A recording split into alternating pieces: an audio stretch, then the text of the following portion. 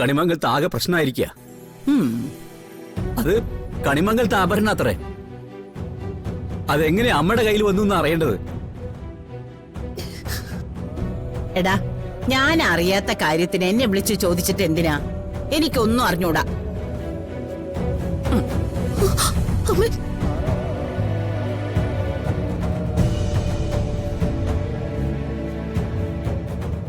ആ, ഇപ്പൊ എങ്ങനെയുണ്ട്? എല്ലാം തികഞ്ഞ മരുമകളുടെ യഥാർത്ഥ ഗുണം എന്താണെന്ന് അച്ഛനും അമ്മയ്ക്ക് ഇപ്പൊ മനസ്സിലായോ?